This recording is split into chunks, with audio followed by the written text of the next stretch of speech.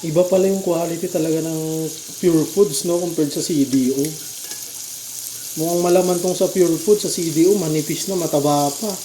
Tong sa Pure Foods malaman na, tapos ang dami pang laman, no, halos wala siyang taba. Tingnan nyo naman guys, oh. Ha? Sarap nito.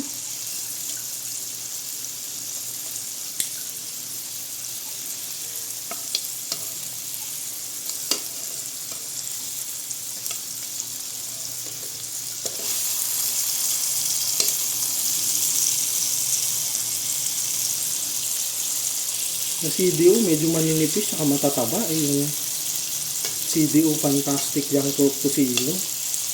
Ito tingnan nyo naman ang laman, oh, tas halos wala siyang taba. Talagang napakamalaman ng Pure Food. Don't get me wrong ha, kaya nga mura yun, kaya nga mas mahal to eh. Kung ako sa inyo may pera namang nagtitipid kayo, mag CDO kayo, pero pag gusto niyo yung masarap talaga malaman, walang taba, mag Pure Foods kayo. Ito nga pala yung Pure Foods Classic Tocino.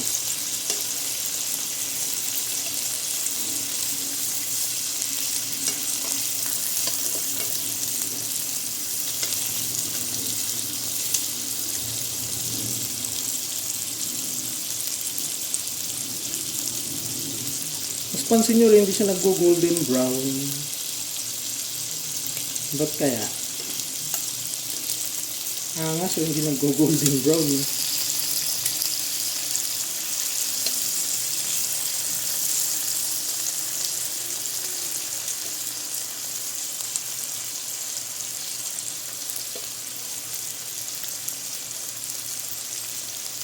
I guess luto na to.